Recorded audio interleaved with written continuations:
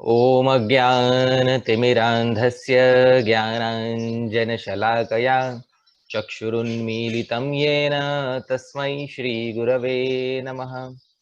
श्रीचैतन्यमनोभीष्टं स्थापितं येन भूतले सोऽयं रूपः कदा मह्यं ददाति स्वपदान्तिकं।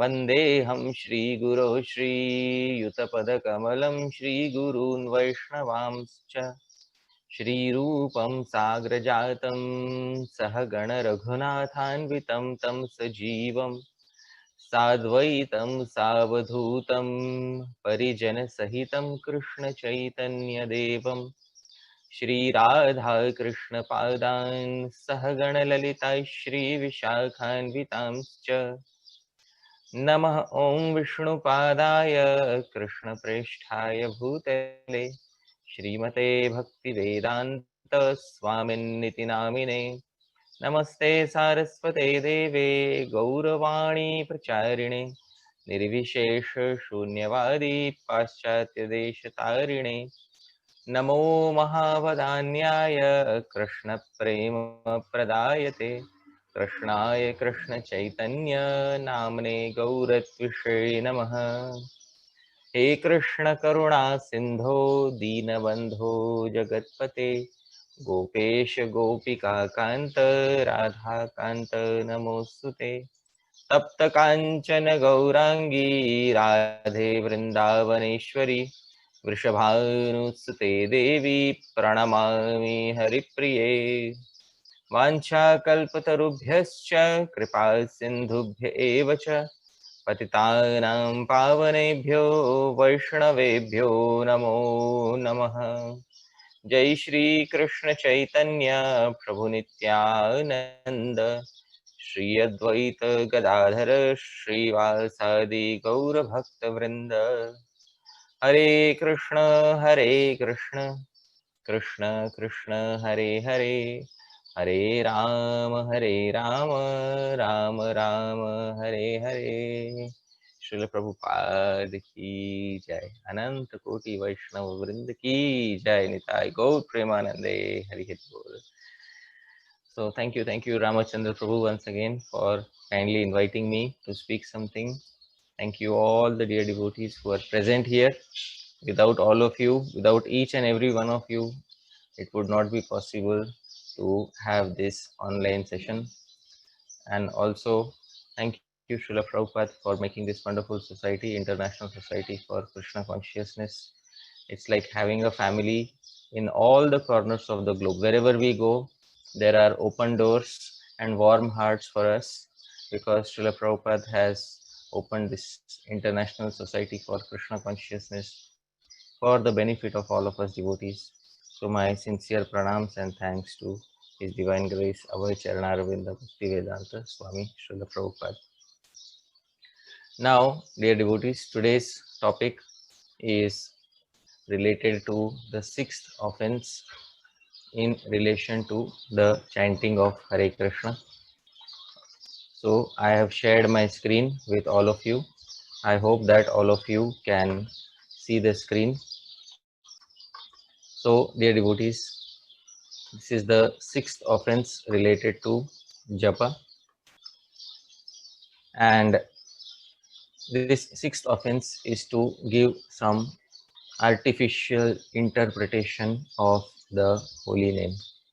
So today we will be discussing this sixth offense related to japa of Harinam. This offense is in relation to chanting of any name of the Lord, but especially because we are chanting Hare Krishna Mahamantra, it applies also to the chanting of Hare Krishna Mahamantra. And Srila Prabhupada has something to say about this sixth offense. So we will begin with a quote from Srila Prabhupada. Srila Prabhupada says in the purport to Srimad Bhagavatam, second canto, first chapter, verse number 11, he says the sixth offense is to interpret the holy name. The Lord is not imaginary, nor is his holy name. There are persons with a poor fund of knowledge who think the Lord to be an imagination of the worshipper, and therefore think his holy name to be imaginary. Such a chanter of the name of the Lord cannot achieve the desired success in the matter of chanting the holy name.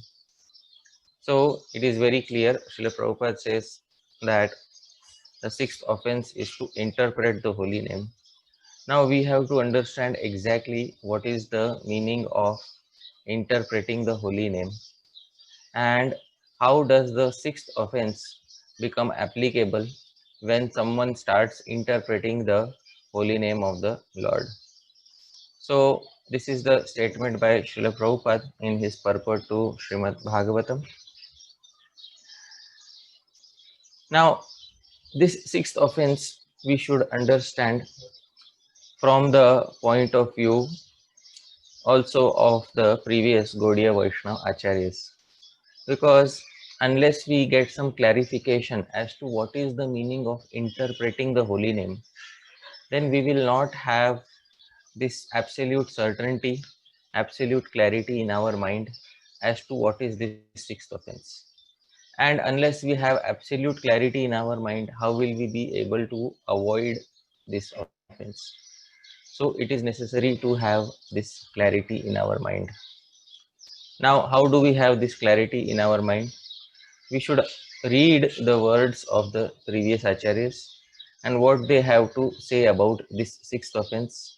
If we hear it in the words of the previous acharyas themselves, then there will be no doubts remaining in us. So, in the Hari Bhakti Vilas, 11th chapter, verse number 522, the sixth offense has been described. Tatharthavado harinami kalpanam. This is the sixth offense that is described in Hari Bhakti Vilas. Now, Sri Gopal Bhatta Goswami, who is the compiler of Hari Bhakti Vilas, and Sri Sanatana Goswami, who is the commentator on the Hari Bhakti Vilas. So both of them have given two meanings or two interpretations of this particular offense. So they have divided this into two. They have said Tatha Arthavada is one offense and Hari Namni Kalpanam is another offense. So we can divide this one line into two, Tatha Arthavada and Hari Namni Kalpanam. So these two can be considered as two separate offenses. Or they have also said that Tatha Arthavado Hari Namni Kalpanam is one single offense. We will see both these interpretations and we will see which one of these are we applying in our international society called Krishna consciousness. Which understanding do we have amongst these two? So the first translation is Tatha Arthavadaha, that Arthavad and Harinamni Kalpanam, imaginations in Harinam. These are two distinct offenses. This is the first interpretation of this line. Now we don't know what is Arthavad. If we don't know what is Arthavad, I will explain it shortly. But imagination in Harinam is considered a separate offense here. And the second translation is to imagine Arthavad in Harinam is an offense. So this entire line can be one offense, Tatharthavado Harinamni Kalpanam. This entire line can be one offense, or it can be two separate offenses. But we have to understand what is the meaning of Arthavad. So in Vedic literature, especially in Mimamsa or in detailed study of the Vedas, there is a concept called as Arthavad. What is the meaning of Arthavad? In short, Arthavad means eulogy, or something has been overly glorified. That is called as Arthavad. For example, in the Vedas, there is a statement in the Rig Veda, 6th Mandal, there is a statement. Apama Soma Amritam Abhuma, that we will drink Somaras and we will become immortal. So we will drink soma and we will become immortal. This is given in the Rig Veda. But does it mean that everyone who drinks soma becomes immortal? The answer is no. So why are such statements given in the Vedas? So the answer is given by the Vedic authorities that it is arthavad. It is eulogy. It is a eulogy so that people can perform a fire sacrifice using soma. That is the reason why soma has been glorified in the Vedas. Similarly, some people think that Harinam has been glorified in a similar way. It has been glorified so that people can take to the chanting of Harinam, and actually those glories are not true. So thinking like this is known as Arthavad. So if we take this entire line to be one offense, then the translation will be to imagine that there is Arthavad in Harinam, that Harinam has been overly glorified and those glories are not factual. And if we want to split it into two, and that is what we are doing in our ISKCON society, we are taking these two, in this one line we are taking two distinct offenses. Tatha Arthavadah, that Arthavad in chanting Hare Krishna, to think that the glories are exaggerated, and Hari Namni Kalpanam we are taking as a separate offense, that imaginations in Hari Nam. So this is what in our International Society for Krishna Consciousness we are distinguishing between these two. So our translation is translation 1, and Arthavad has been covered previously in the previous session, that is the 5th offense. But this 6th session is about Harinamni Kalpanam, imaginations in Harinam.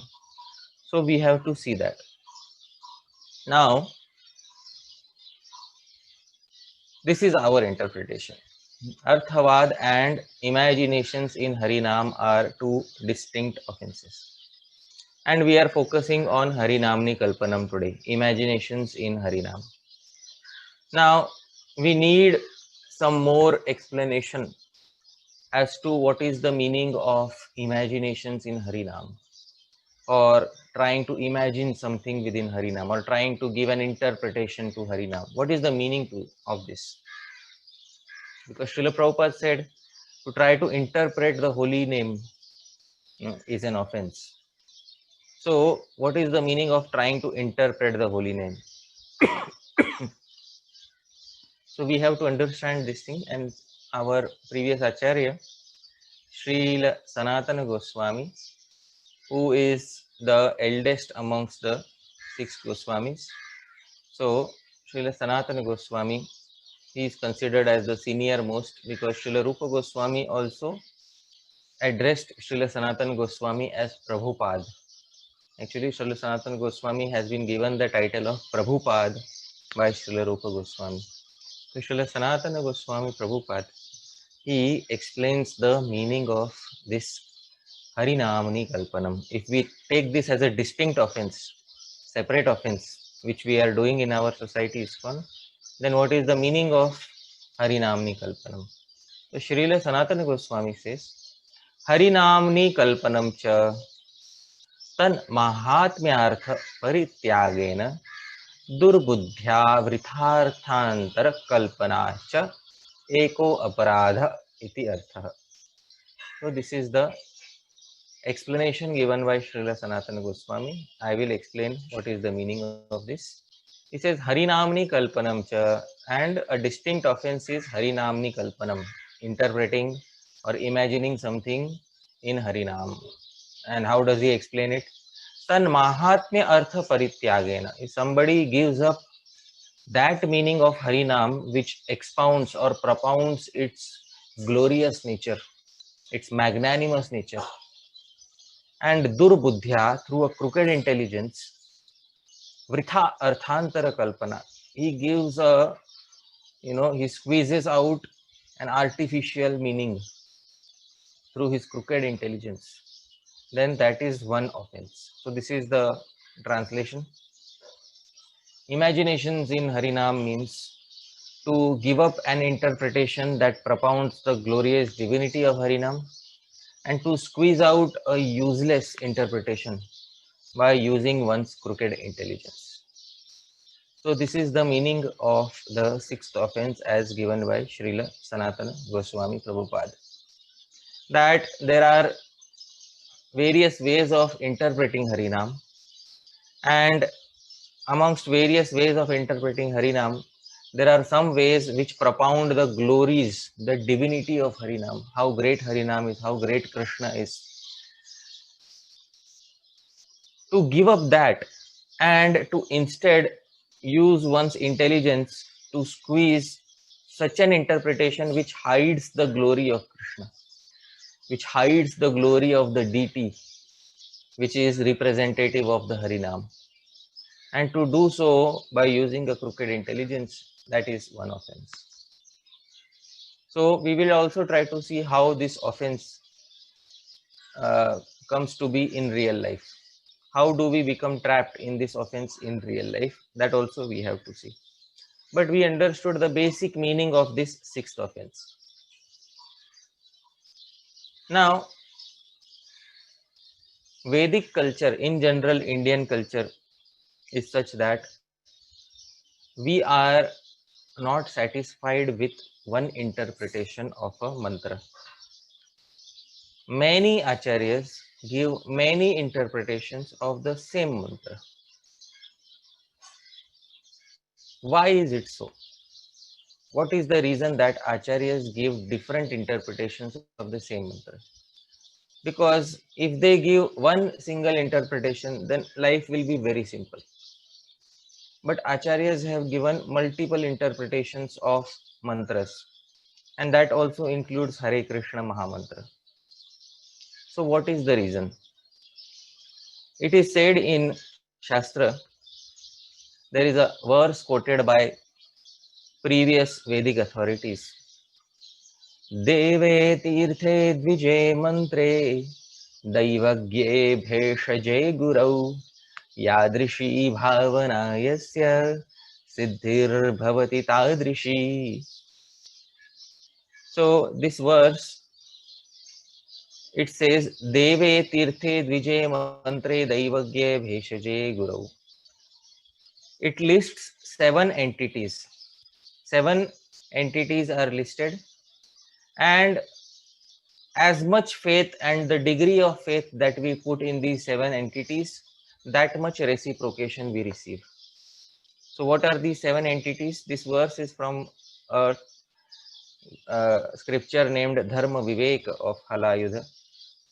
It says Deve in a deity, Tirthe in a holy place, Dvije in a Brahmana, Mantre in a mantra. This is what we are, this is the important point for us. In a mantra. Daivagye in an astrologer. Bheshaje in a physician, that is a doctor. And Gurau in a guru. Yadrishi bhavana yasya siddhir bhavati tadrishi. In Hindi we will say जैसी जिसकी भावना उसकी सिद्धि या उसका फल भी वैसा ही हो. Or in English we will say one obtains reciprocation according to the degree and nature of one's faith. So in a mantra, it is listed here. As one interprets the mantra, accordingly one gets reciprocation. So this is very clearly listed here. You can see these are the 7 entities. Deve in a deity, Tirthe in a holy place, Dvije in a Brahmana, Mantre in a mantra, Daivagye in an astrologer, Bheshaje in a physician, that is a doctor, Gurau, and in one's guru. Yadrishi bhavana yasya, whatever level of faith one invests, whatever type of faith one invests, siddhir bhavati tadrishi, one obtains reciprocation accordingly. Sometimes we go to a Tirtha Vrindavan, And if unfortunately, if we do not have the proper faith, then we will see Vrindavan Mathura as an ordinary place. But if we have that Shraddha, that Bhavana of Sri Vrindavan being Chinmay, that it is a completely transcendental spiritual abode, it is a replica of the Vrindavan in the spiritual world, then we will obtain reciprocation from Sri Vrindavan like that.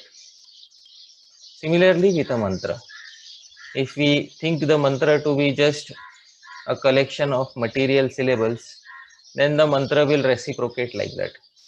And if we think the mantra to be a completely spiritual entity, and if we invest a meaning in the mantra, if we give an interpretation to the mantra, then the mantra reciprocates according to the interpretation that we have invested in it.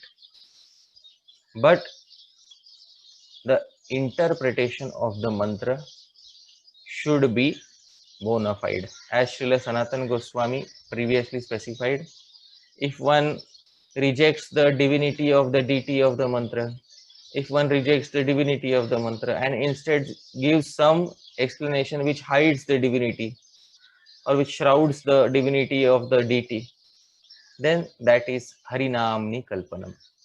That is the sixth offense in relation to chanting Harinam. Now, somebody may say, we have not heard of who is what Halayuda and which scripture this is Dharma Viveka. Is there any place in the Gaudiya Vaishnava literature where it is said that one obtains reciprocation according to the degree and nature of one's faith? So yes, even in Gaudiya Vaishnava literature, there are places where the same fact is mentioned. For example, in the Brahma Samhita itself, the 61st verse of the 5th chapter, we only have the 5th chapter in the Brahma Samhita. The 61st verse is Yadrishi Shraddha Siddhir Bhavati Tadrishi.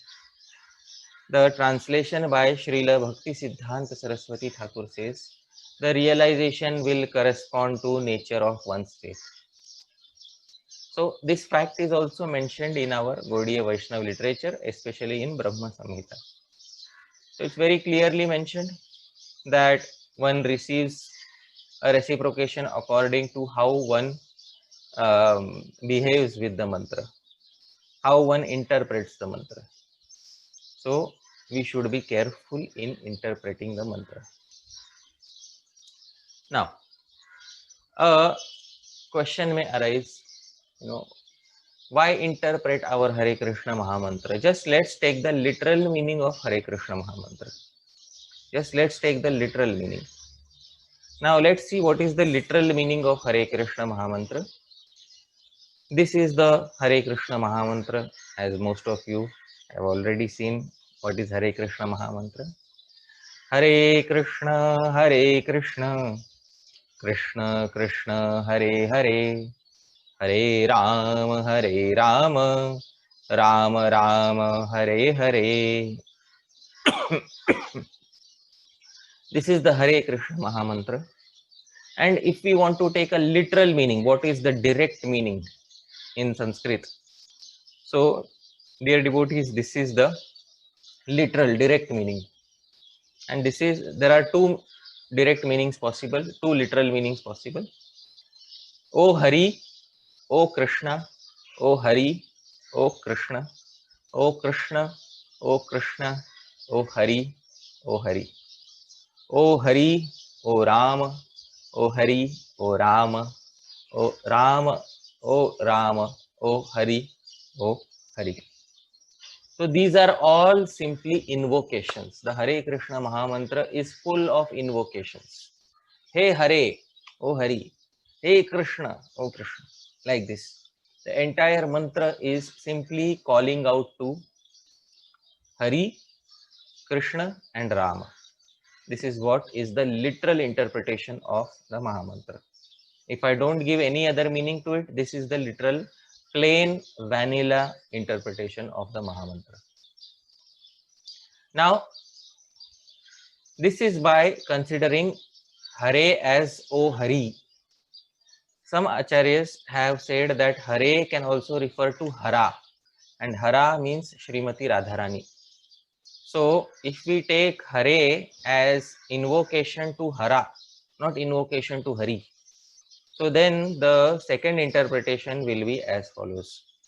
O Hara, O Krishna, O Hara, O Krishna, O Krishna, O Krishna, O Hara, O Hara, O Hara, O Ram, O Hara, O Ram, O Ram, O Ram, O Hara, O Hara. This is the literal interpretation if Hare is interpreted as a feminine entity Hara, that is Srimati Radharani. So these are literal meanings of the Mahamantra, and I have put them in front of you. I have not given any interpretation to this mantra. Whatever is the literal meaning, I have presented in front of all of you. Now somebody may say, well, fair enough, this is the literal meaning. Let's take the literal meaning of the mantra while chanting it. Now we know what is the meaning of Hare Krishna mantra.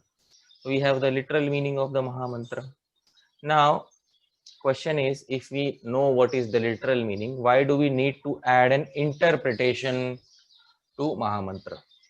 Why do we need an interpretation? Why did Srila Prabhupada say, "O Krishna, O energy of Krishna," and then Prabhupada added something, "Please engage me in your service." If we know how Srila Prabhupada interpreted the Hare Krishna mantra, Prabhupada said, "O Krishna, O energy of Krishna." He interpreted Hare as Hara, O energy of Krishna, and he interpreted Krishna as Krishna himself.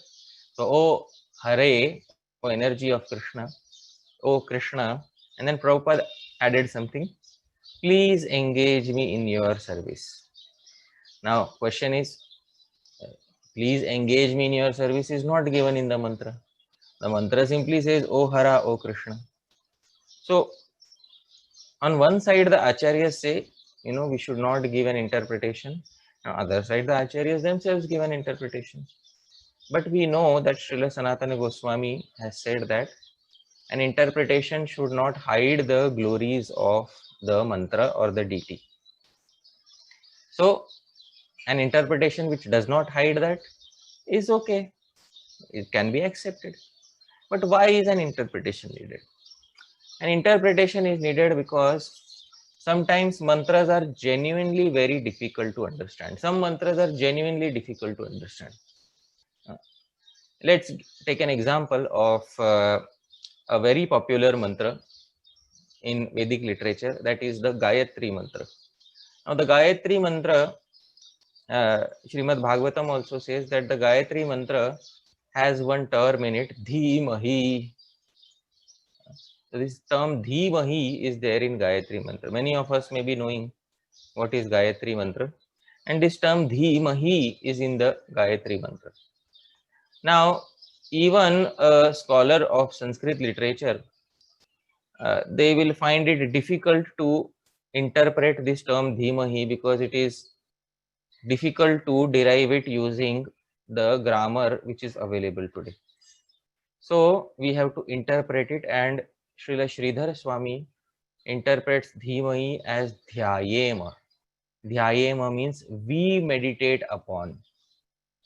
So some terms in Vedic literature, some mantras are so difficult that an interpretation is needed to understand them.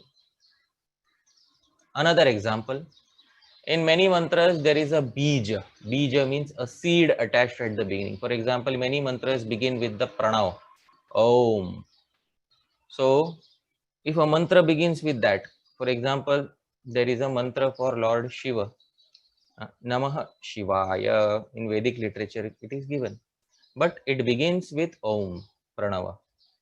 So when it begins with Pranava, Om, what is the meaning of this? What is the meaning of Om?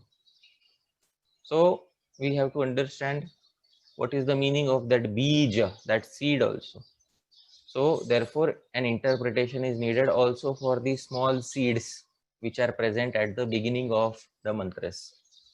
Srila Vishwanath Chakravarti Thakur, in his commentary on Srimad Bhagavatam, 10th canto, 69th chapter, verse number 17, gives a meaning of the pranav.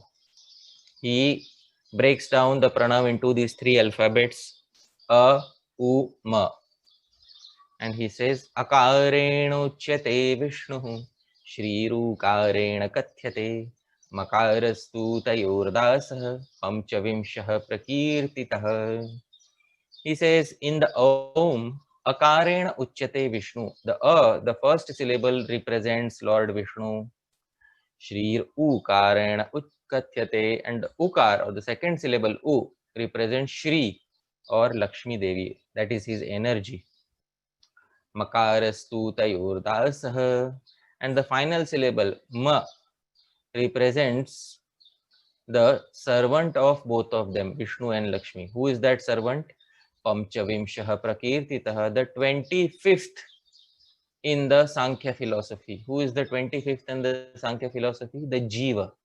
So the Ma represents the Jiva, who is the servant of Vishnu and Lakshmi. So this is the meaning of Pranav or Om given by Srila Vishwanath Chakravarti Thakur. We need an interpretation. Otherwise, we may not understand when we are chanting these Pranava, the mantra, the bijas. What is the meaning of all of them? So for this reason, an interpretation is needed. And especially an interpretation is needed for Mahamantra, because as I said, Mahamantra is simply invocation. Now, for example, if I Ramachandra Prabhu, are you there, Prabhuji? Yes. Ramachandra Prabhu. Yes, I'm here. Ramachandra Prabhu. Can you hear me? See, I am repeatedly calling him out, and Exactly. he's expecting something. Ramachandra Prabhu is saying, yes, yes, yes. Can you hear me? He's expecting something from me. I should speak something to him. So when we say Hare Krishna, Hare Krishna, Krishna Krishna, Hare Hare, and then Krishna is also saying, yes, can you hear me? Yes, yes, say something. So then we should have that.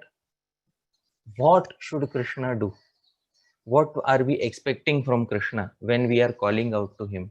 So that should be included in an interpretation of Harinam.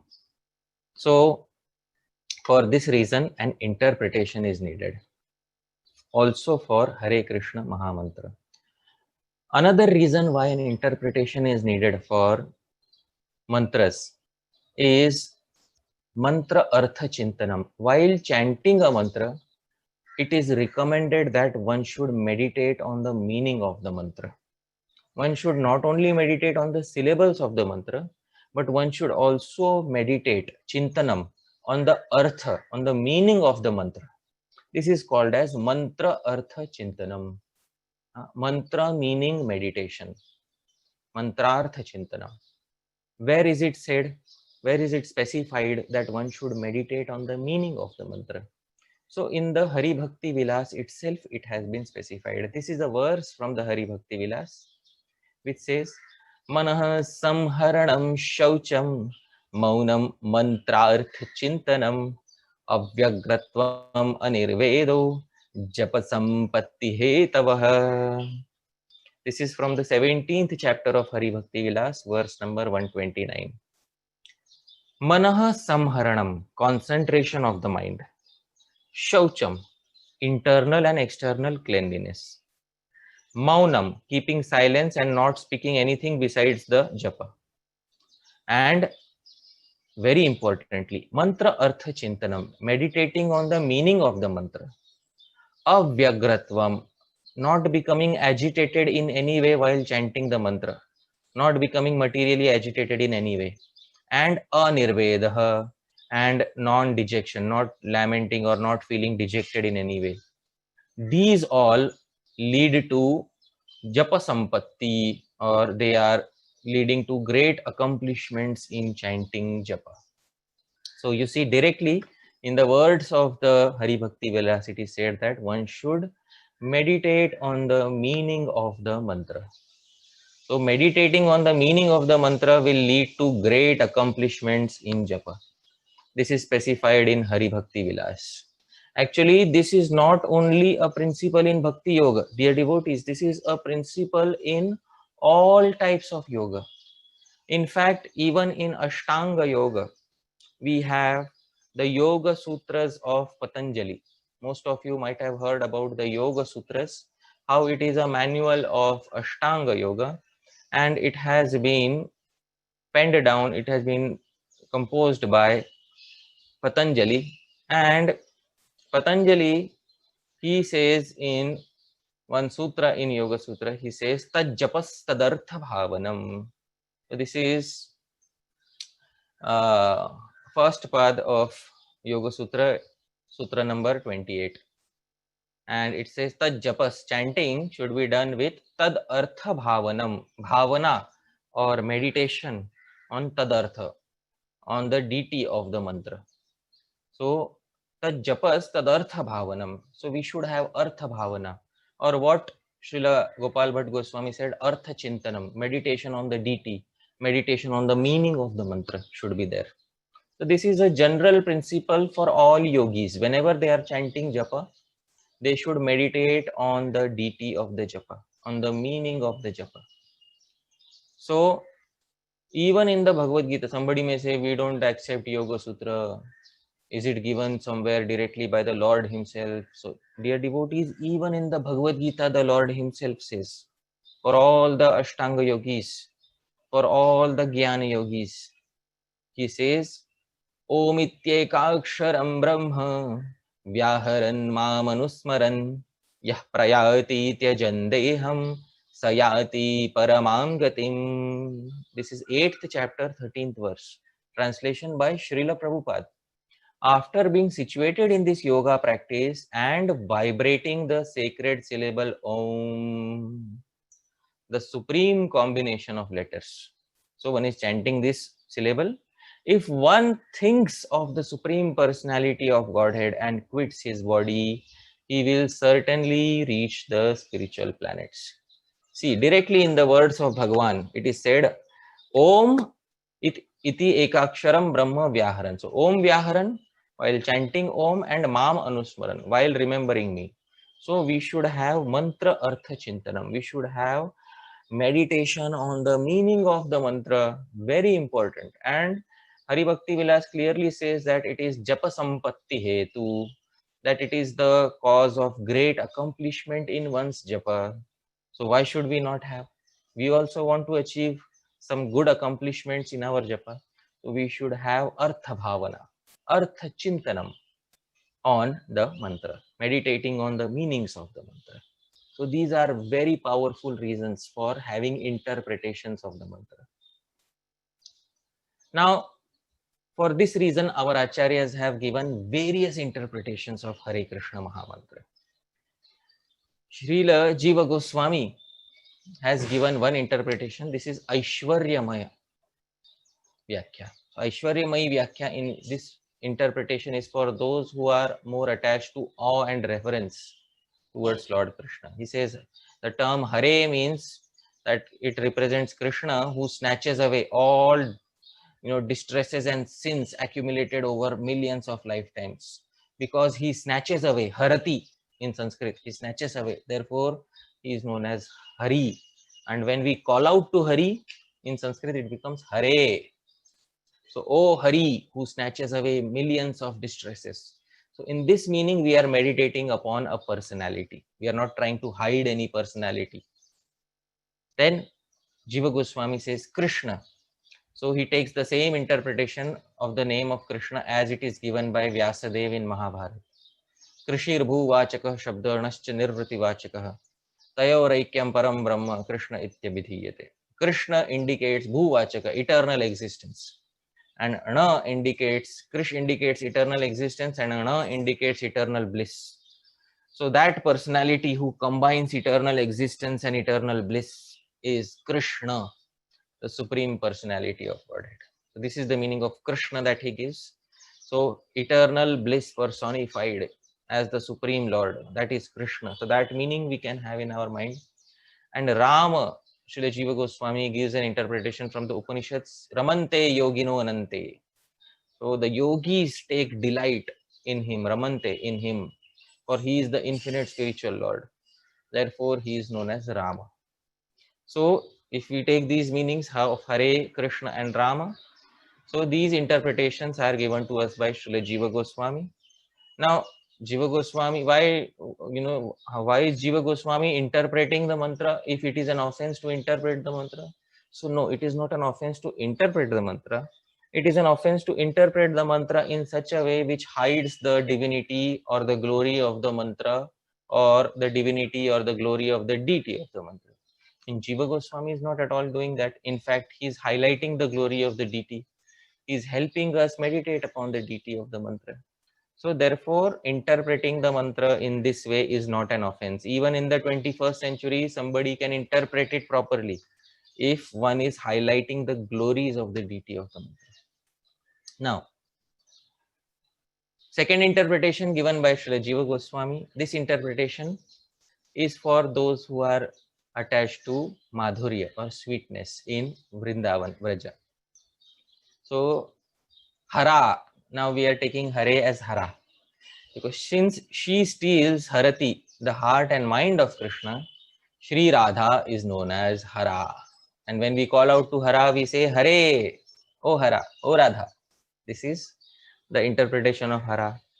Then Krishna means the exclusive Lord of all joy, dark-hued, lotus-eyed son of Nanda Maharaj. Very clear image in our mind. Who causes delight to entire Gokula. That personality is known as Krishna. And Rama is Sri Radha Ramayan Nityam Rama Ityabhidhiyate. Because he sports around eternally with Radha. Therefore, one of Krishna's name is Ram. Because Ramayan, because he is sporting around with Sri Radha. Therefore, actually Ram is a name of Krishna himself. Here Hara, Krishna and Ram. Hara is representative of Srimati Radharani. Krishna and Ram both are representative of Nanda Nandana, son of Nanda Maharaj. That is Krishna himself.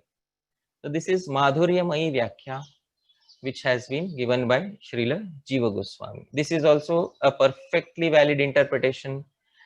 Multiple interpretations are possible. Vedic culture means we don't settle for a single interpretation. We can have multiple interpretations as long as they are justified by grammar, logic, and they are glorifying the deity of the mantra. So these are interpretations. Now these two interpretations are from a third person point of view.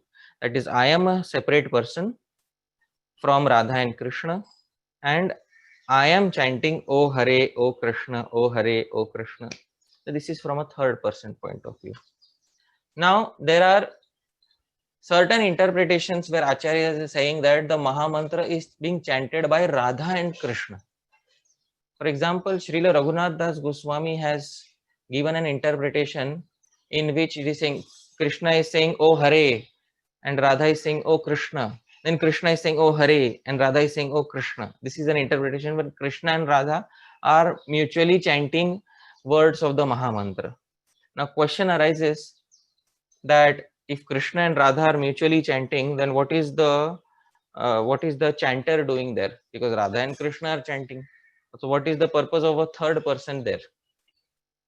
So in such interpretations, how do we apply this interpretation? Because the chanting is done by Krishna and Radharani. So what purpose are we serving? So this interpretation can be very perfectly applied if we consider Sri Chaitanya Mahaprabhu, because Sri Rupa Goswami, Sri Swarup Damodar Goswami, they used to chant the Maha Mantra, and they used to explain to Chaitanya Mahaprabhu that when Krishna is saying O Hare and Radha is saying O Krishna, and Krishna is saying O Hare and Radha is saying O Krishna, and we can in our hearts meditate on the fact that we are chanting this mantra and explaining it in this way for the pleasure of Sri Chaitanya Mahaprabhu. Because Chaitanya Mahaprabhu has the emotions of Srimati Radharani, and he is also Krishna himself. So he is perfectly capable of understanding both points of view, and therefore in such an interpretation, which is not a third person point of view interpretation, what we can do is we can offer this interpretation in the service of Sri Chaitanya Mahaprabhu, so that he can derive pleasure by hearing these interactions of Srimati Radharani and Krishna. So this interpretation by Raghunath Das Goswami is also very intimate. Therefore, I have not uh, given it in detail. So those who are interested, and if they have permission of their Gurujanas, then they can see the interpretation of Srila Raghunath Das Goswami also. So in this way, why have multiple interpretations? Multiple interpretations are because, first and foremost, Vedic culture is like that. Deve tirthe dvije mantre daivagye bheshaje gurau yadrishi bhavana yasya siddhir bhavati tadrishi. So in a mantra, as one has, as one interprets, one gets a reciprocation accordingly. It's very clearly given.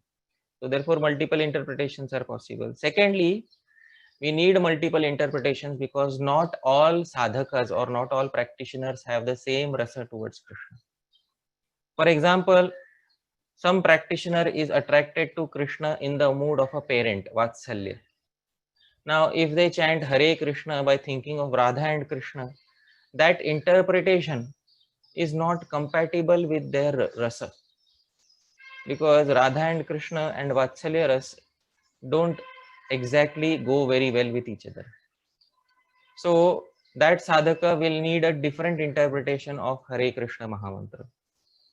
So because all sadhakas don't have the same rasa towards Krishna, therefore we need more than one interpretation of the same mantra.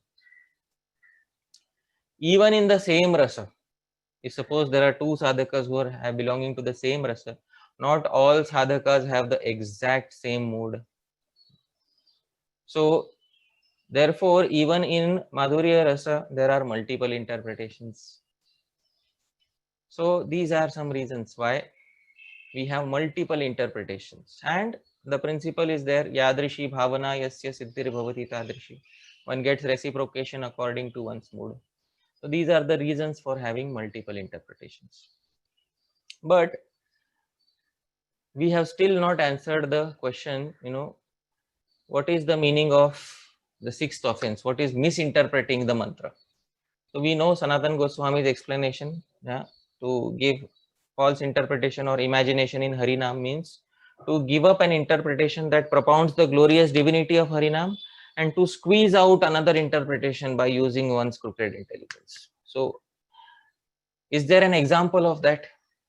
Yes, there is an example. Many times devotees are sitting and chanting Hare Krishna Mahamantra. For example, today I am very distressed. I had a very bad day at work. And I came home and I'm sitting and I'm chanting Hare Krishna. I'm saying Hare Krishna, Krishna Krishna, Hare Hare, Hare Rama, Rama Rama, Hare Hare. And in my mind I am thinking, oh Hari, oh Krishna, please drive away my distress. Please do something so that my enemies in my workplace, they will be taught a very good lesson. So while we are chanting, we are interpreting the mantra like this. So we have given up the traditional interpretation which is related to service of Krishna, related to engaging in service of Krishna, and instead we are interpreting the mantra to engage Krishna in our service.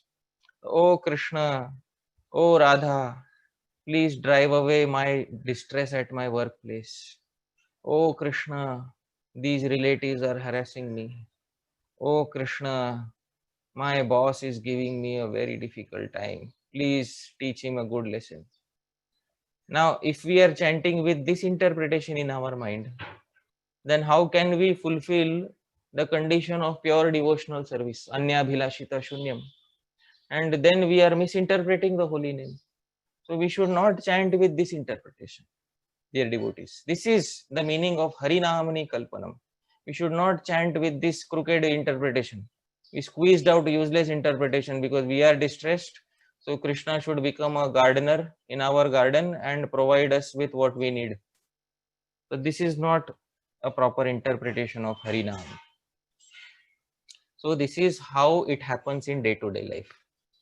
And sometimes some individuals also do it in their in Shastra. They commit this sixth aparad. For example, this Hare Krishna Mahamantra, it is also available, it is originally from the Kali Santarana Upanishad, and there was a philosopher from the Advaita Sampradaya, from Adi Shankaracharya Sampradaya. His name was Upanishad Brahma Yogi, and he wrote a commentary on all 108 Upanishads, all 108 Upanishads. In Sanskrit, he wrote a commentary.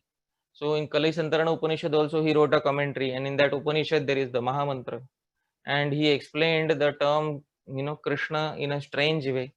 He said, one who gives trouble is known as Krish, and who is that trouble giver? That is Kali Yuga. And one who drives away that Kali Yuga on remembering him is known as Krishna. So this is the interpretation of Krishna that he gave. In the name Krishna, he saw Kali Yuga. And in Rama, he gave an interpretation that he ultimately exists, Rajate, as the impersonal Brahman. And therefore he is known as Rama. So ultimately he is impersonal, therefore he is known as Rama. So this interpretation is given by him, and this interpretation hides the glory of the personality of Godhead. So this is an example of Harinamni Kalpanam. See, I am not criticizing the character of the commentator here. See, he is a respected personality in the Sampradaya of Adi Shankaracharya. So I don't want to criticize his character. But I have very strong reservation about the interpretation of Krishna and Ram that he has given, because it fits into the sixth Namaparad, which is Harinamni Kalpanam. One should not give such an interpretation when such glorious interpretations of the name of Krishna and Ram are given by Sri Vyasadeva. If Vyasadeva has given such glorious interpretations, why squeeze out another interpretation? So for this reason, we should be careful in interpreting the holy name. So dear devotees, finally we should understand one thing. The interpretation should be done in such a way that it should not take away the glory of Krishna, the deity of Krishna, the personality of Krishna.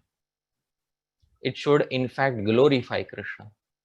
If somebody does not do that and instead gives an interpretation which is denying the glory of Krishna, then it is not good. A very sweet verse, very instructive verse. This is from the 10th canto of Srimad Bhagavatam. There was a demon named Bakasur who came and tried to, this Bakasur, he came and tried to swallow Krishna through his beak. He tried to eat Krishna up. So at that point of time, Krishna split apart his beak into two and killed Bakasur. There, the devotee commentator, the Vaishnava poet, Mahakavi Shri Hari Suri, he says, Krishna naam mukhe sthapyam na Krishna pratima kvachit anyatha charanat spashto dahritir bakadurdasha. He says, Krishna nama mukhe sthapyam. One should place the name of Krishna in one's mouth.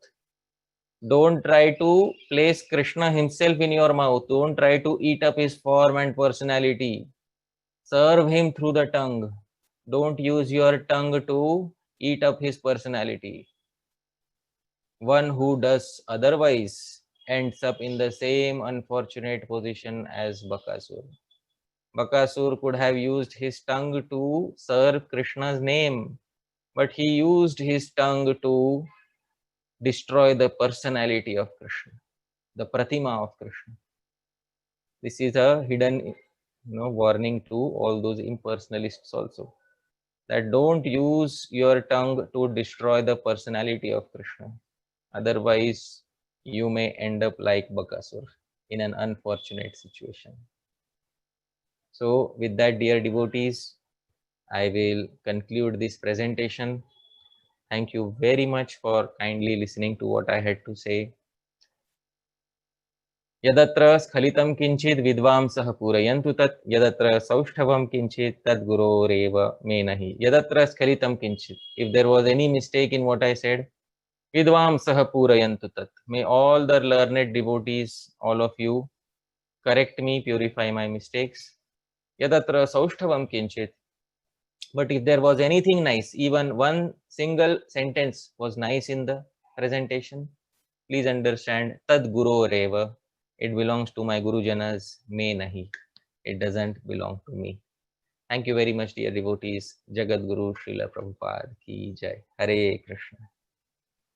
Hare Krishna. Thank you. Thank you very much, Prabhuji. So wonderfully explaining the meaning, understanding behind the sixth offense. At this point, if anybody has a question, you could raise your hand, text it in the chat box. We'll go in the order we receive the questions. All right, we have our first question from, I'll just take 30 seconds here. Our first question comes from somebody whose birthday is today. If everybody can help join me in wishing her a happy birthday today, that's Rukmavati. Let's wish her a very, very happy birthday, Rukmavati Mataji. Haribol. Hare Krishna. Happy returns of the day, Mataji. Hare. Happy birthday, Mataji. Mataji. Wish you a very blessed birthday, Mataji. Hare Krishna. Thank you very much. We also have one more devotee from our community. Birthdays today, which is also Hema Mataji. Let's wish her as well. Hare Krishna. Hare Krishna. Many happy returns of the day. Thank you, everyone. Thank you. Happy birthday, happy birthday. Happy So many birthday. wishes from the devotees. Haribol. Thank you, Prabhuji. Rukmati, please go ahead. Yeah, Hare Krishna Prabhuji. Thank you so much for the wonderful class. I have a question. You mentioned about, the interpretation about thinking about your boss at work or all those things. So how do you personally handle this situation? Like you have like one day before there is a stress and, the next day it comes in the chanting or so how do you manage? Can you give some practical points? Yes. So, whenever I am in a distressful situation, what I usually do is I take help of Srimad Bhagavatam, because when I am reading Srimad Bhagavatam, especially when I am reading Krishna Lila, then the first thing that happens is it immediately drives away all that negativity which is there in my mind. So once that negativity is driven away which is there in my mind and I have entered into Krishna's universe, then I can think favorably of Krishna. And once I am able to think favorably of Krishna, then when I am chanting Hare Krishna, then that is in a mood of service to Krishna. So therefore Srila Sanatana Goswami says in his Krishna Leela Stav, Madek Bandho. Actually, Srimad Bhagavatam, you are my one true friend, because you have helped me in my most, difficult of situations. So that Srimad Bhagavatam, keeping in contact with Srimad Bhagavatam is a very auspicious thing to do. For example, if one wants to purify his or her physical body, one should come in contact with water. As soon as one comes in contact with water, purity of physical body is ensured.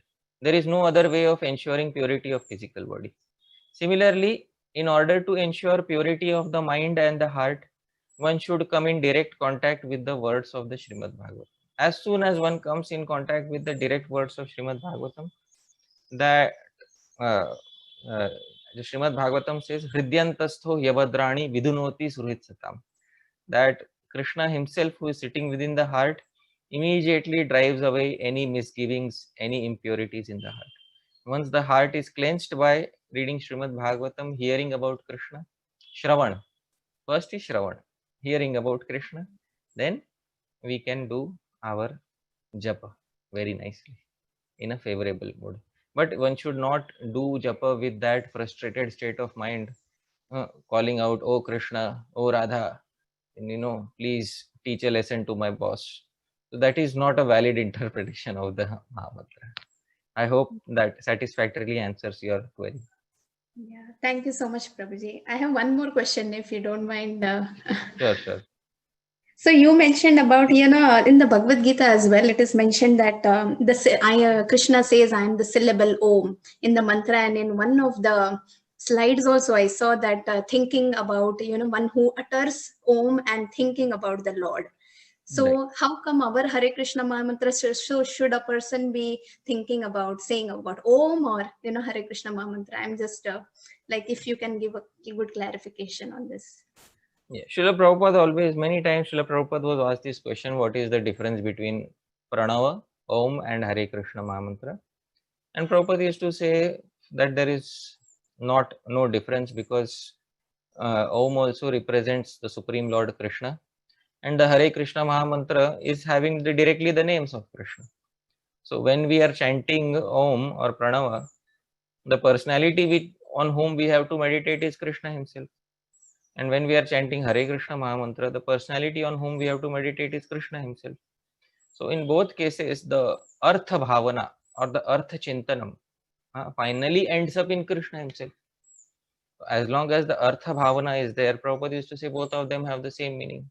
But there is a difference, because chanting of Pranava requires one to be second initiated. This is the difference. Without being second initiated, one cannot chant Pranava as a mantra. As a mantra, one cannot chant Pranava. You see, all the mantras which have Pranava in the beginning, those are not mantras which are given for public chanting. So for public chanting, the mantras do not have bija, just like Hare Krishna Mahamantra. This is called Mahamantra. But those mantras which have bijas in beginning, they should be received from a guru at the time of second initiation. So they are for certain qualified individuals only. They are not for all individuals. So that is the difference. Otherwise, the personality indicated by the mantras is the same. So that is the answer to your query.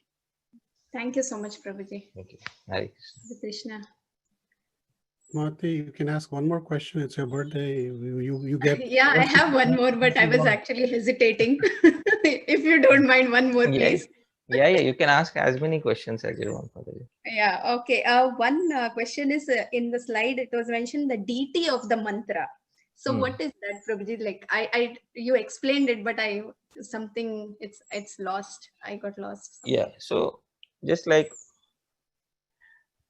let's say there is a mantra of Lord Shiva. It says Om Namah Shivaya. So the deity of the mantra is Lord Shiva.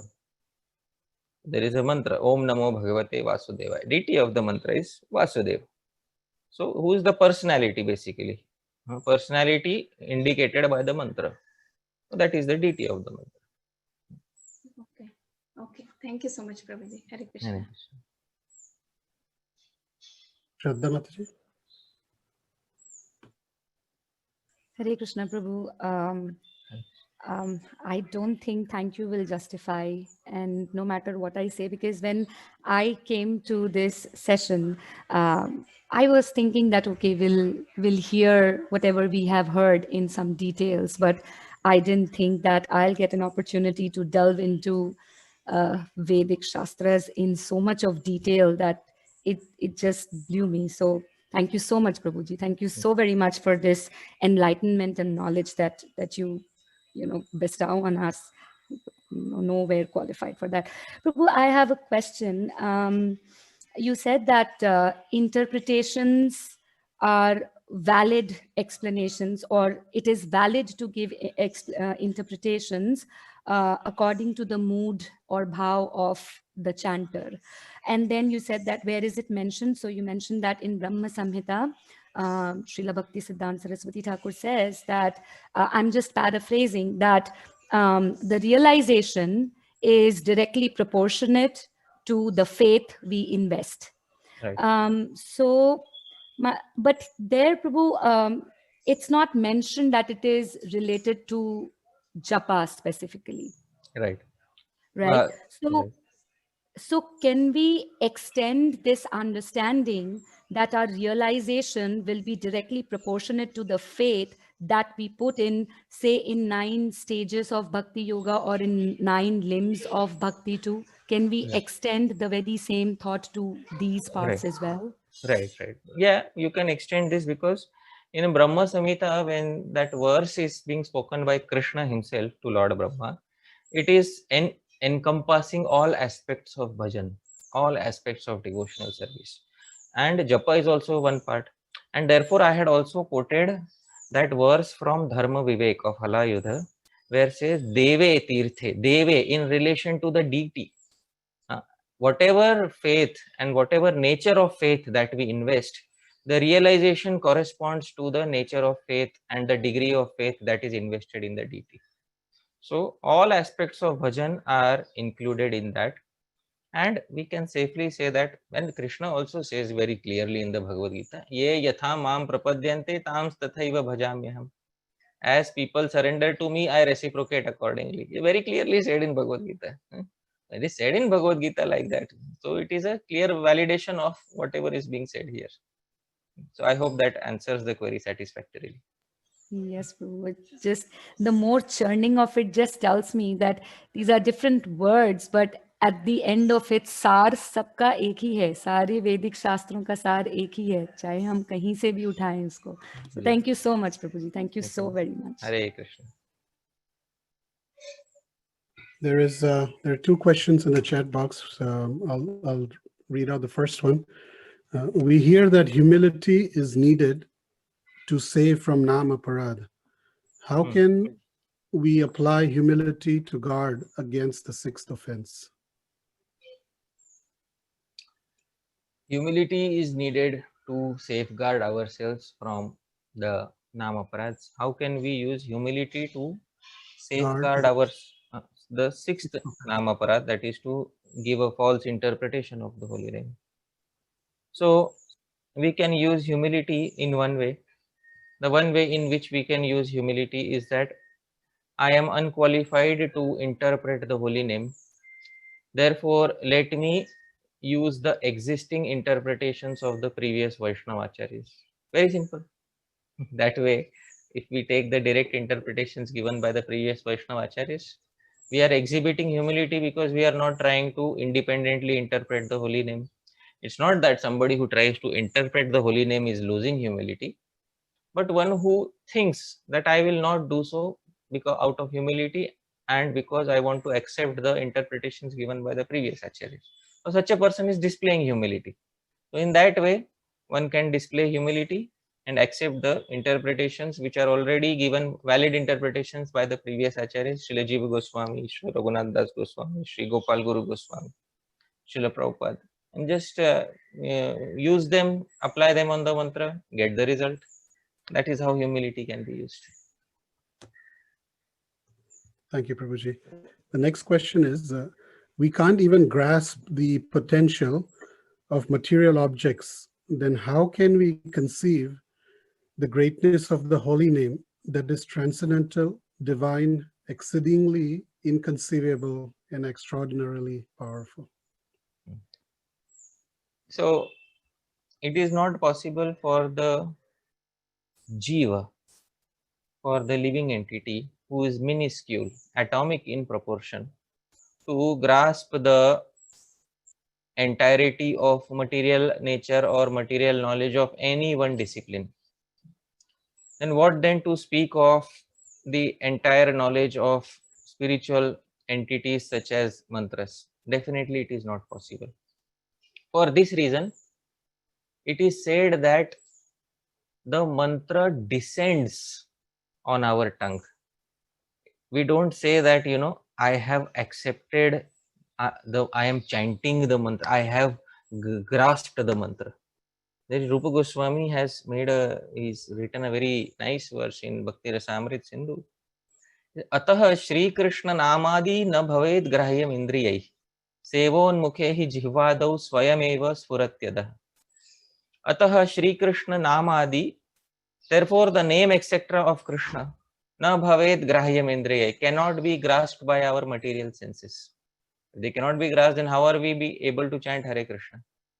He says you may be chanting the syllables, but the holy name will descend voluntarily. When will it descend? Sevon mukhe, when we become dedicated to service, fully dedicated to service, then the spiritual nature of the Mahamantra will automatically descend on the tongue and other organs of the body. So that is very clearly explained that the Mahamantra is not a material entity, it is a spiritual entity.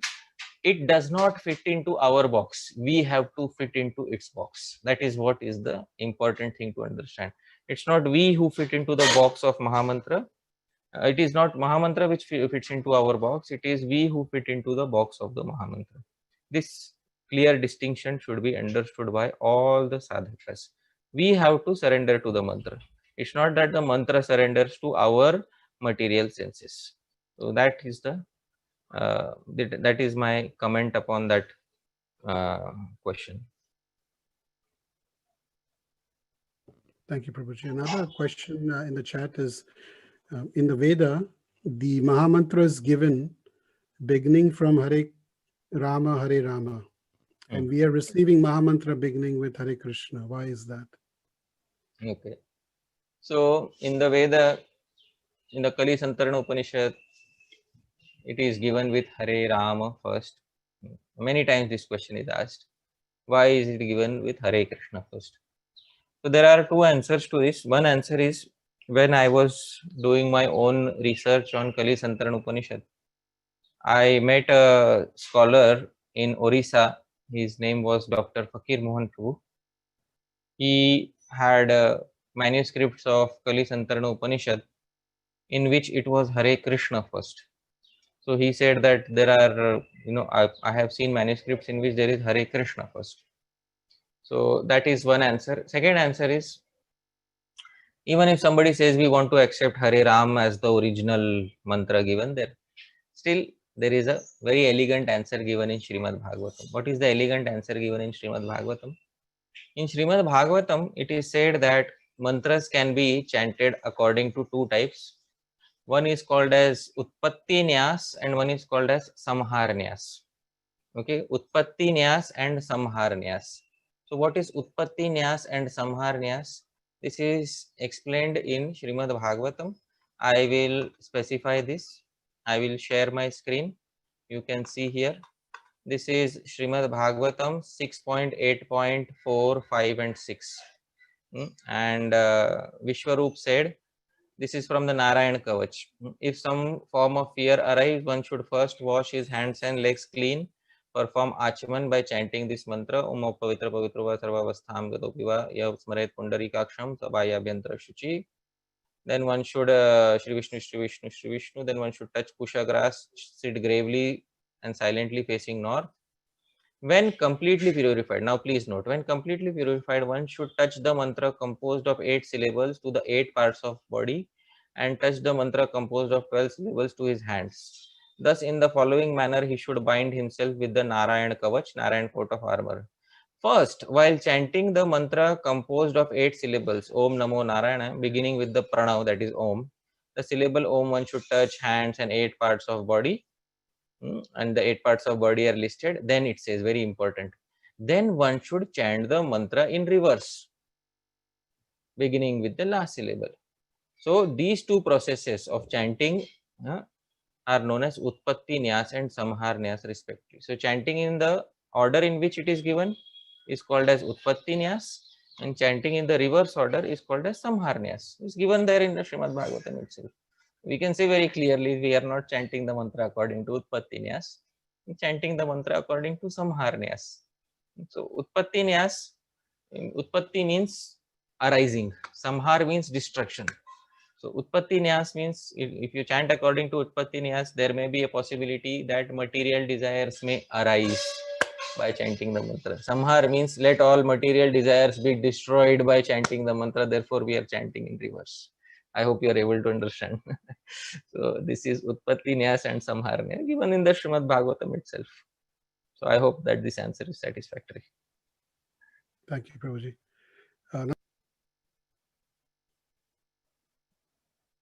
Hare Krishna. Prabhu, you are muted. Prabhuji. Oh, okay, sorry. Thank you. Another question is, some say we should chant Krishna, and some, usually in India, say it is not Krishna, it is Krushna. What is the difference, or is there a difference? Okay. Now, some people say we should chant Krishna, some people say we should chant Krishna. What is the difference between these two? So I would like to specify these things. See, some individuals say that we should chant Krishna. So if we do that, then we are using the syllable, you're using the alphabet E. And some people say we should chant Krishna. And in that we are using the vowel U. So some say E, some say U. And what Vyasadeva and Vedic literature says is there is a separate vowel R. Now what is a vowel? A vowel such as E, U, R is also a vowel. So vowels are something which you can extend infinitely. For example, if I want to extend E, I can extend infinitely. E,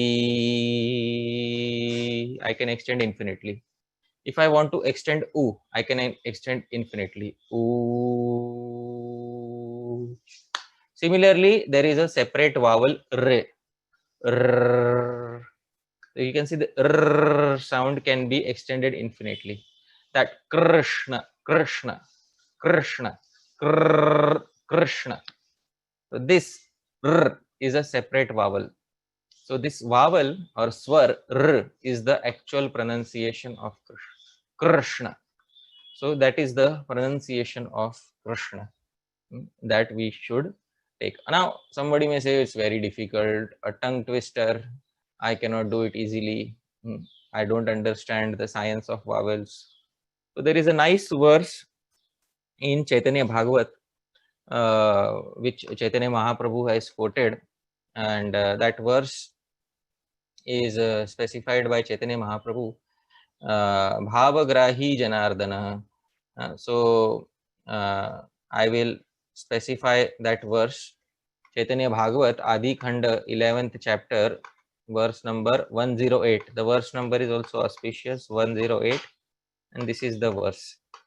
Murkho vadati vishnaya dhiro vadati vishnave ubhayostu samam punyam bhavagrahi janardana.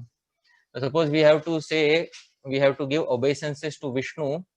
So the actual mantra is Vishnave Namaha. Vishnave.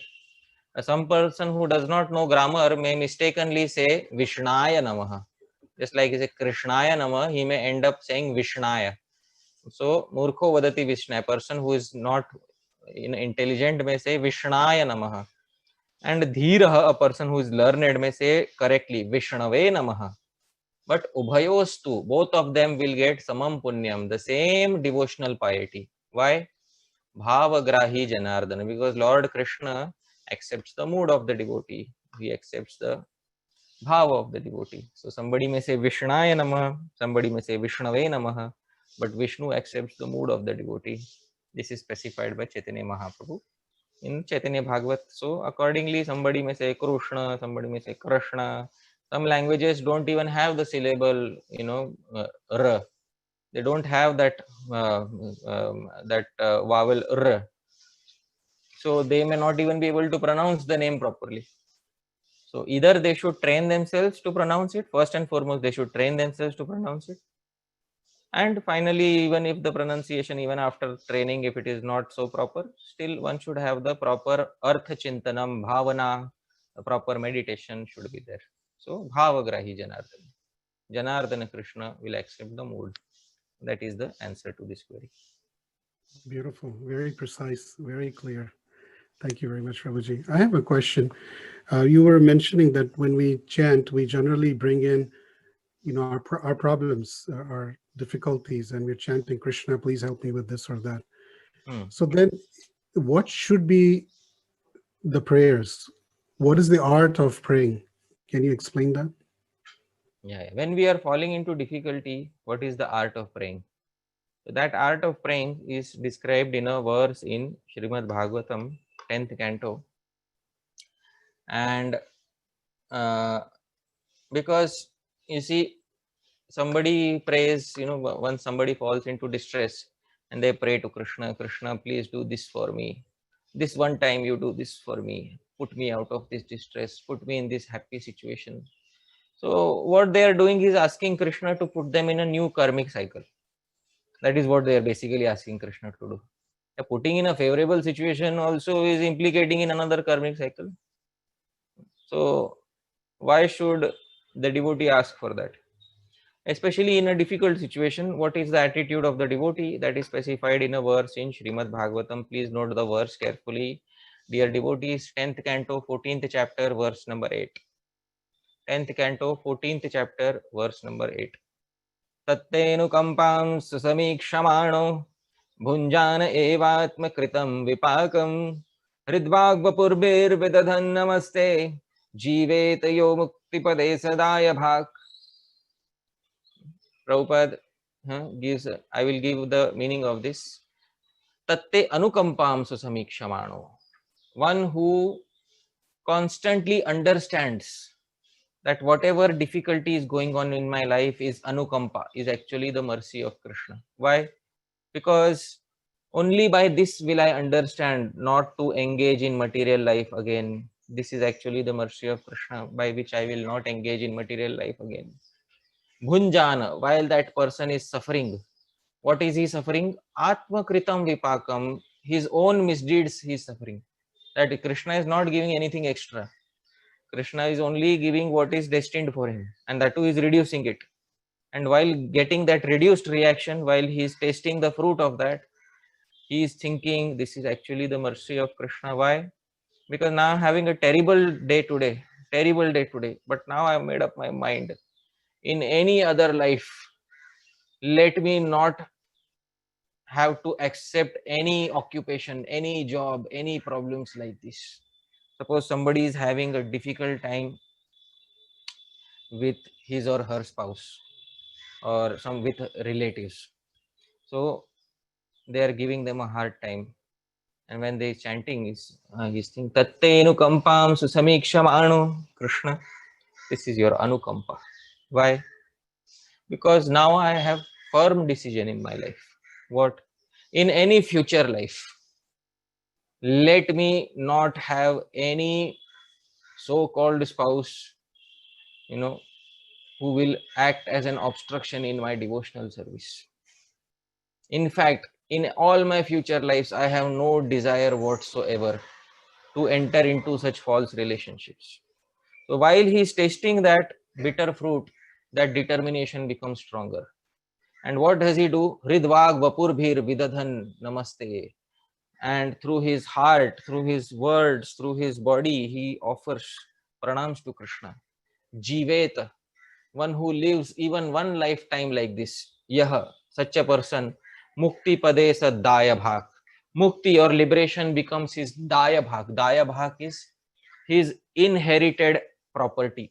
Just like we inherit some property from our ancestors, it is our rightful claim on that property. Similarly, liberation becomes his rightful claim.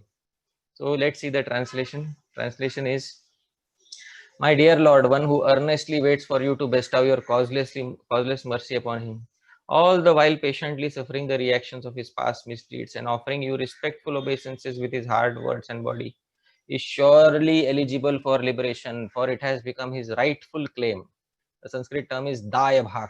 Dayabhak means something which we receive from our ancestors. That is called as Dayabhak. The only thing we have to do to receive it is to stay alive. That is what we have to do to receive it, nothing else.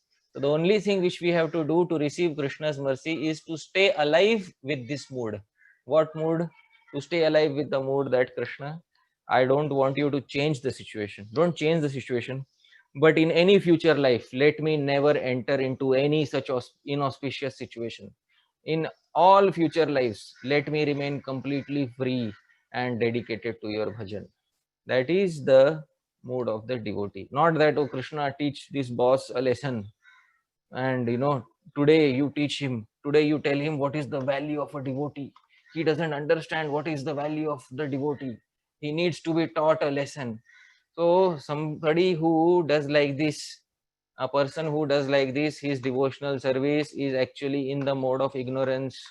Where is it said? It is said in the Srimad Bhagavatam itself. Srimad Bhagavatam, 3rd canto, 29th chapter, verse number 8. Abhisandhaya yohimsam dambham matsaryameva va samrambhi bhinna drigbhavam mai kuryat sa tamasah. Tamasah means ignorant. Translation by Srila Prabhupada. Devotional service executed by a person who is envious, proud, violent and angry, and who is a separatist is considered to be in the mode of darkness. Dear devotees, never perform devotional service with a mood of vengeance against somebody else. Such devotional service is in the mode of ignorance. So I hope that gives clarity to the question asked. It does. It does. Thank you so much. Another question is that if we go through Hare so many. Krishna, I have a question. Yeah, Prabhakar Prabhu, please go ahead. My mother tongue is Telugu. Prabhu, you're on mute again. Prabhakar Prabhu, please unmute yourself.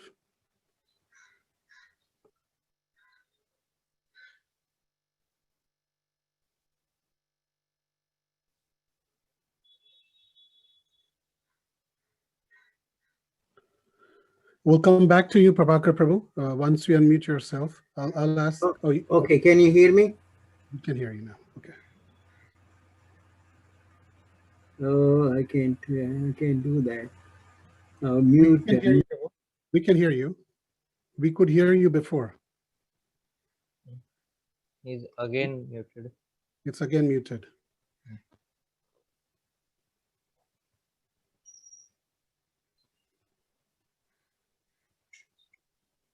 Okay, we'll come back to you. Another question is that we go through so many karmic reactions.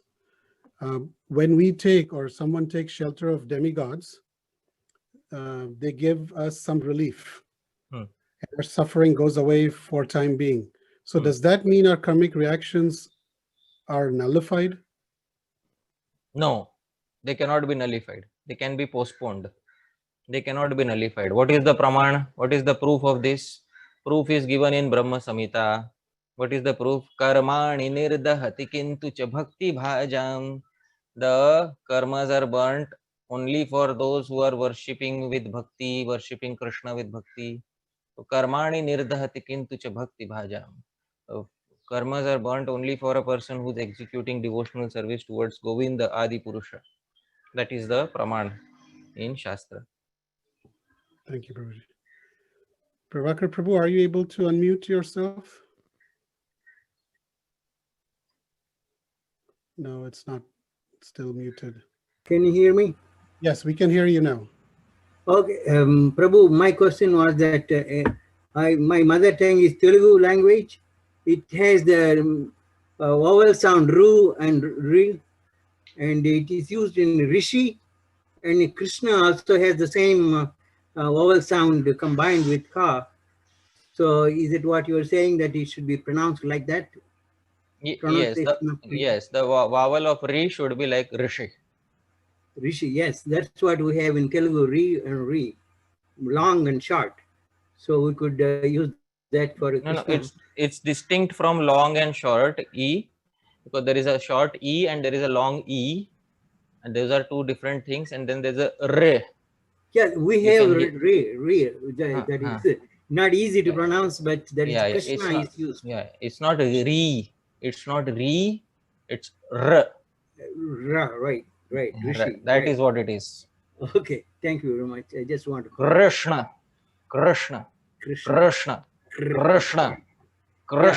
That R you should be able to extend infinitely. Krishna. That is how it should be pronounced. That's how it is. That's how I learned. Thank you very much. Prabhuji, when you were calling out my name, I thought you were trying to wake me up. But you got my attention. You called me 3 times, and then finally the analogy, the example that you made was really powerful. And I was, after you continued that, when you called me, I gave my full attention. And I was thinking about it, that just this morning as I was chanting Japa call, right next to my altar, there's a nice picture of Krishna sitting with a cow, and he's sitting like this, and that face was just pointing towards me.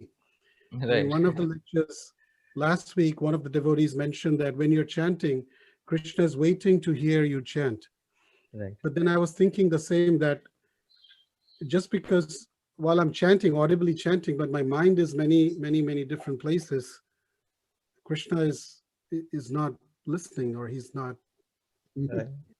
there, because and another example that came to my mind was when one devotee was mentioning that devotee was speaking to another senior devotee, another person, and they were having a conversation, but in the midst of that, this other devotee was texting someone, Hmm. and in between looking at the person, or not even looking and talking. Right. And the other devotee said, no, I don't want to continue this conversation because he's not giving me any attention. He's just time passing with me. He's talking to somebody else. Right. So that was very powerful what you did with me, that example, that if we are calling out sincerely, then Krishna will reciprocate. Otherwise, Yes. Yes. It's very important to treat Krishna as a person. It's very important to treat Krishna as a person. That we should understand while we are chanting the mantra, that Krishna has to be treated as a personality, not simply as a set of dead syllables.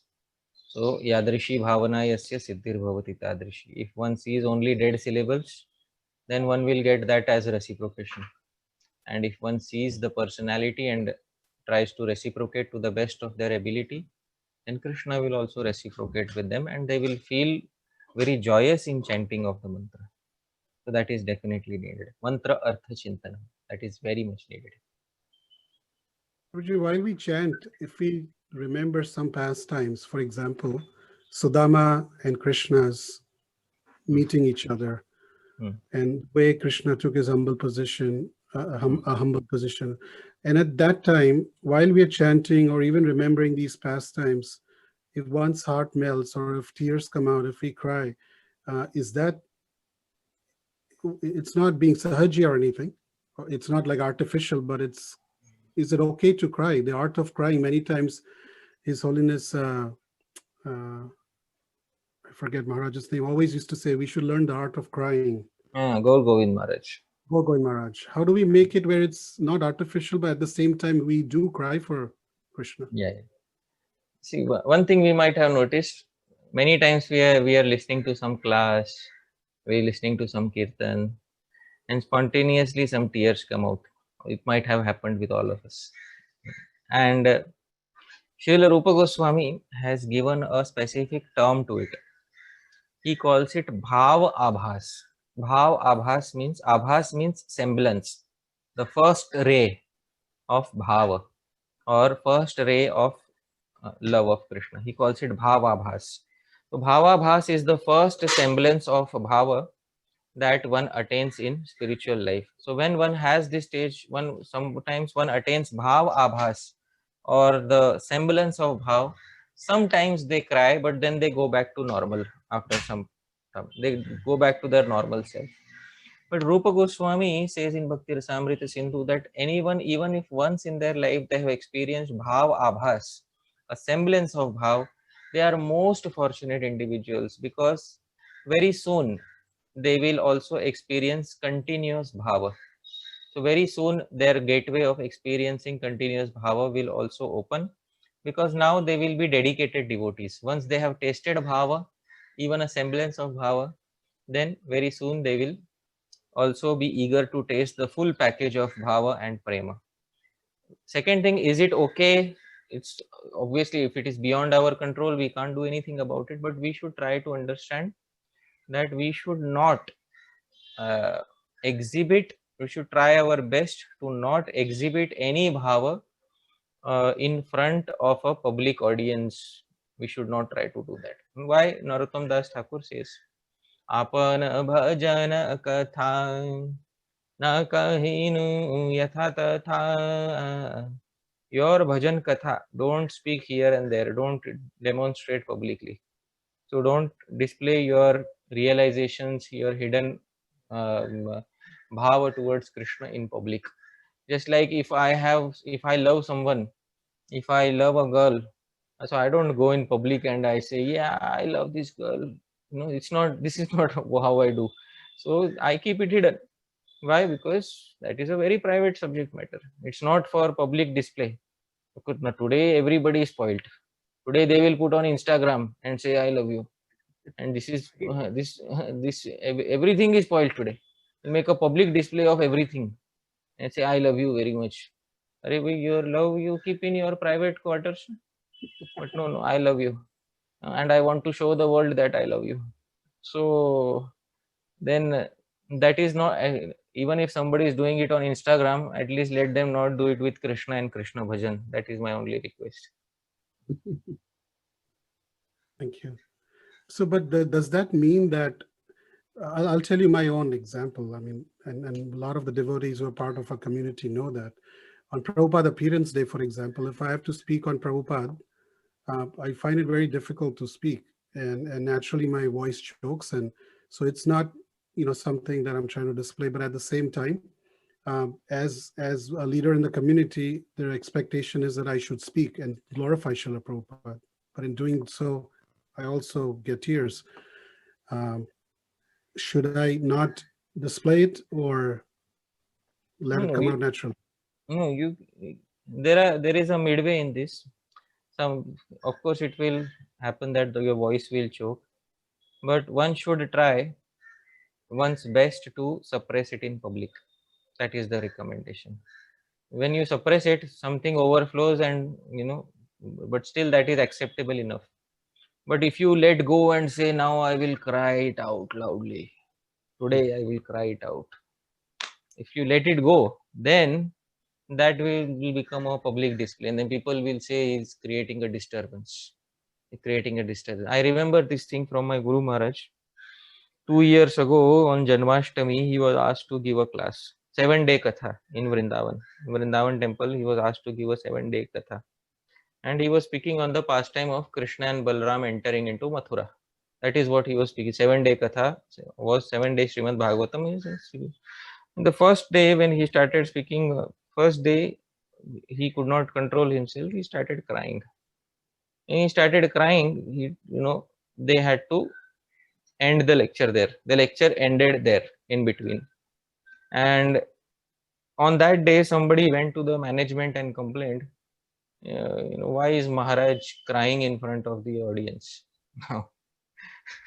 Why is Maharaj crying? So he's not crying because he wants to make a public display. He's crying because for so many years he has meditated on the pastimes of Krishna. It's become a part of his existence. He has feelings attached to it, his emotions attached to it. That is the goal of human form of life. To cry for Krishna is the goal of human form of life. And somebody goes with that and complains to the management, why is he crying for Krishna? So that is the goal of the International Society for Krishna Consciousness, to cry for Krishna. But still, see, because it is a society and it's a public gathering. So from next day onwards, then Maharaj spoke on Gajendra Katha. He spoke on Gajendra Leela. Thus he didn't speak on. So the remaining 6 days he spoke other topic of Srimad Bhagavatam. So this is something which we should understand, that even though sometimes it overflows, we should try to suppress it. Srila Prabhupada also did the same. And we should not try to have an open display of our emotions, because they should be reserved privately for Krishna. That is the answer to this query. Thank you. A few more questions. Is that okay? Yeah, Prabhu. I'm okay. Okay. There's one in the chat. Sometimes we can't focus in group chanting, but when we are alone, we can focus better. So does that mean it's an offense towards other devotees? No, it's not an offense. I have specified one verse from Hari Bhakti Vilas, where the qualities which lead to good japa or to good attainments in japa are listed. So I will specify that again. And please see the screen. This is the verse. Mana samharanam shaucham maunam martrata chintanam avyagratvam anirvedo japa sampatti hetavam. First is concentration of the mind. Somebody doesn't feel that the mind is concentrated in a group, better to sit alone. Then silence is also one of the things. If somebody feels that because of many devotees chanting around me, I am not able to hear my own voice, I am not able to attain silence, it's better to sit alone. So if it helps in the focus on the mantra, it is better to sit alone also, because some individuals may genuinely feel that I'm more focused and concentrated when I am alone. Now some other individuals may feel I feel sleepy when I am alone. I need other people around me to keep me awake. So everybody can decide what is their yadrishi bhavana yasya siddhir bhavati tadrishi. It's not that one yardstick applies to everyone, but one should select what is favorable for oneself. According to what is favorable for one's nature, one should make a decision like that. One should make a choice like that. So that is the answer to this query. Or one may join a group to set an example for if one is like a Bhakti Vriksha. Yeah, you yeah. know, If one is a leader, yeah, if one is a leader, then the considerations are different. But I am speaking here about like somebody who's not doing it for leadership purpose, but for one's own bhajan. Then they can select, because a leader also not every day is having Bhakti Vriksha. Most of the days he is chanting for his own purpose. So most of the days when he is chanting for his own purpose, that time also a leader may also feel that mauna is needed. I don't need other noises. So that time a leader may also chant in seclusion. So that is also possible. Right. Thank you. Another question has just come. What if we have kirtan going on in the background while doing chanting? I feel more focused during kirtan time. Sure. So see, one has to understand that there is a slight distinction between japa and kirtan. What is the slight distinction between japa and kirtan? Japa means one should be able to hear oneself. That is the purpose of japa. Please try to understand. Japa means one should be able to hear oneself. So that is the meaning of japa. So if the kirtan is there, if it is facilitating our own hearing of the mantra, then very nice. But if while chanting the mantra, if we are hearing the kirtan, then how can we call it japa? Because japa means to chant ourselves, to serve Krishna with the tongue and the ear. That is japa basically. So japa means we chant with our tongue and hear with our ears. That is service in the form of japa. Kirtan is we don't need to, if we are hearing kirtan, we may not have to engage our tongue also, unless we are engaging in some kirtan in which we are participating in the kirtan. So if we are not participating in the kirtan, japa means we have to participate with our tongue. Kirtan means we need not always participate with the tongue. So if japa we are chanting, we should ensure one thing, that we are able to hear our own voice. And if kirtan is helping in that, then very nice. But if kirtan is becoming a slight distraction in that, then better to hear one's own voice while chanting, because that is the meaning of japa, ideally. Thank you, Prabhuji. Sometimes devotees have many rounds to finish, and then there is a class. So they would sit in the class with their japa bead and chant and hear the class at the same time. Is that okay? Now, can they chant and hear class at the same time? The thing is, one of the offenses in chanting the holy name is to be inattentive. That is one of the offenses in chanting the holy name. And another offense in chanting, another offense is to not be attentive during a katha. That is also an offense. So there are two offenses. And if somebody is blessed with a multi-core processor in his mind, and they can give one processor to the japa and one processor to the katha and process both threads simultaneously, then all glories to them. But as far as I have seen my mental capacity, I only have a single threaded processor, so which can focus itself fully on one thing at a time. It can understand other things but not give complete focus to them. Complete focus can be done only on one thing. That's what Krishna says. Vyavasayatmika buddhi rekeha kurunan. Vyavasayatmika buddhi is one pointed. It cannot be two pointed. Class pointed and japa pointed. That's not Vyavasayatmika buddhi. Ekeha means make it one.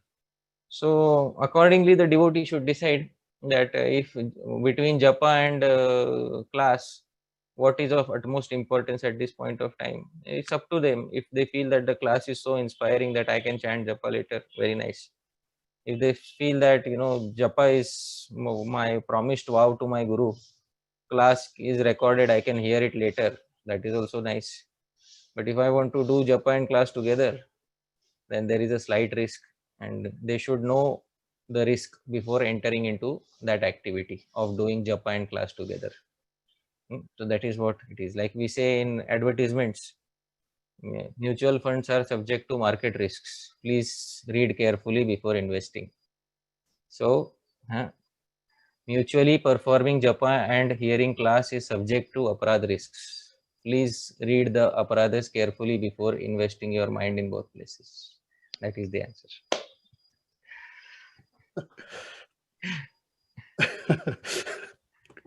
Wonderful answer. Another question is, what about chanting silently?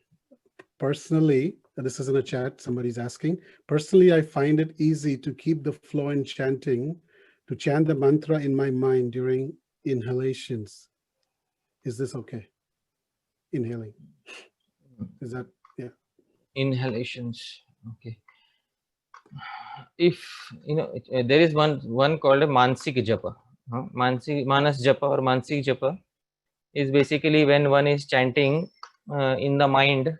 There is a specific vidhi, or there is a specific way of chanting it given in the Hari Bhakti Vilas.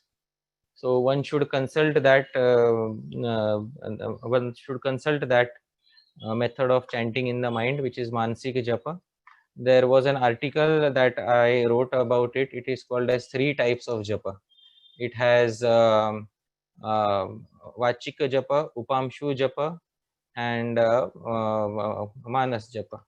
So that is called as 3 types of japa.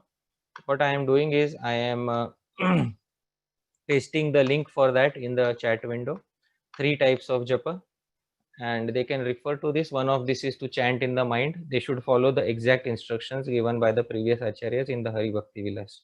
If they want to chant in the, another thing they should do is they should take permission from their guru in order to perform such a practice. The guru should be informed about this, that I am chanting like this. So if the guru is okay with that, and if they are following the instructions of the Hari Bhakti Vilas, then I don't see any problem in chanting in the mind. So that is the answer to this query. Thank you, Prabhuji. Another question in the chat is, which method and timing are best and effective for japas? Is it offensive doing japa while walking? Okay. So, which method and time? Actually, Chaitanya Mahaprabhu says, Namna Makari Bahuda Nija Sarva Tatrarpita Niyamita Smarane Nakala. He says actually there are no fixed rules or time attached to chanting the name. So this is one pramana that the holy name does not depend on any rules. But just because it doesn't depend on any rules doesn't mean that we take it for granted. That is also something to be understood. The holy name, chanting of the holy name does not depend on any rules. And therefore I took it for granted, and I was chanting late at night while lying down on my bed, and I was holding the bead bag like this while I was, lying down on the bed. This is not what taking advantage. Rules are not for taking advantage. That is what should be understood. Rules are some liberal rules are for difficult situations. Sometimes I am not feeling well, so I can lie down on my bed and also chant japa. That is also possible, because there are no fixed rules for chanting japa. But doesn't mean that in the standard day I am lying down on the bed and chanting japa because Chaitanya Mahaprabhu allowed everyone to chant without any rules. So that is not rules should not be bent in order to exploit them for our sense gratification. Like Hari Bhakti Vilas said, there are some japa sampatti hetavad, some causes of good japa. One is concentrating the mind, one is to be non-agitated, to meditate on the meaning of the mantra. Obviously, so having a proper time of the day is also important, because if proper time of the day, there is lesser agitation outside in the material world, so it will lead to lesser agitation in our mind. So when there is lesser agitation outside, select that time of the day. What time of the day is there lesser agitation outside? That is Brahma Muhurta. very less agitation. In fact, in Brahma Muhurta period, that is the best time period recommended for japa.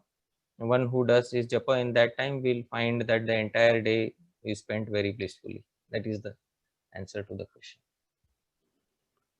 Somebody once asked me that if I get up in the morning, we're in a country where it's very cold. Winter is very harsh. So do we have to take a bath and then do japa, or can we just brush our teeth and then start doing our japa?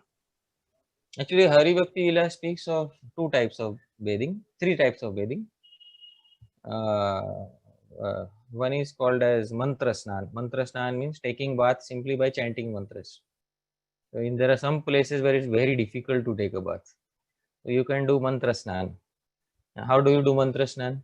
You invoke all the holy rivers. Gange cha Yamune chaiva Godavari Saraswati Narmade Sindhu Kaveri Jalesmin Sannidhim Kuru. There is a mantra for invoking. Then you apply that mantra on some water, sprinkle that water. That is called mantra snan. And then you say Apavitraha pavitro va sarvavasthan gatopi va yasmare pundarikaksham sabhayabhyantara shuchi. And you do mantra snan to purify yourself internally also. So in difficult situation where it is not possible, you can do this. But Hari Bhakti Vilas also glorifies bathing with hot water. Hari Bhakti Vilas says that bathing with hot water is much better than bathing with cold water. Said in Hari Bhakti Vilas. Why? Because hot water means fire element is mixed in water, and fire is a great purifier of everything. Therefore, bathing with hot water is considered to be more purificatory than bathing with cold water, according to Hari Bhakti Vilas. I take full advantage of this, and I have always taken full advantage of this. And whenever I am taking a bath, with difficult situation, I am taking a bath with hot water, and I am saying thank you to Agni Dev, because Agni is so important in Vedic culture, so important. There are so many Agnis. Agni does not always burn. Agni is present in our stomach, yet he does not burn us. Similarly, Agni is sometimes present in water, and yet he does not burn us. He gives us very pleasing feeling. So all glories to that Agni Dev who is helping us in our devotional service, sometimes by being present in water and giving us relief from the cold weather. So that is also possible. If possible, take a hot bath water. Very much recommended in Hari Bhakti Vilas. Hot shower, take a hot shower. In the US, it's just turning your tap to the left, nothing else. So it's not like in India. You should have a geyser and turn on the geyser. And it's big headache here in India.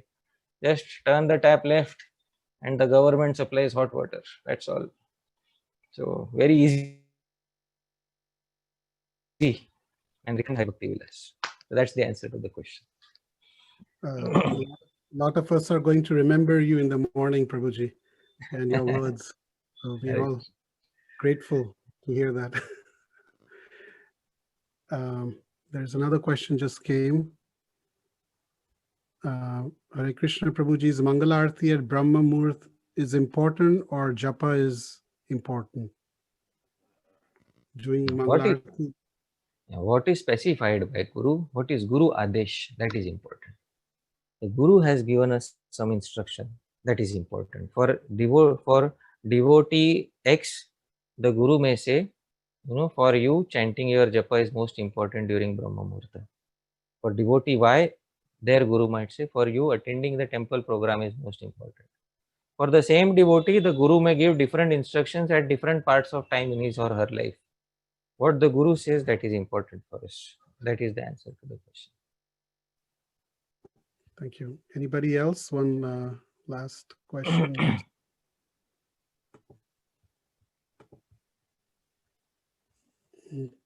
Okay. All right. I think that was the last one. I really want to thank you very much from the bottom of my heart for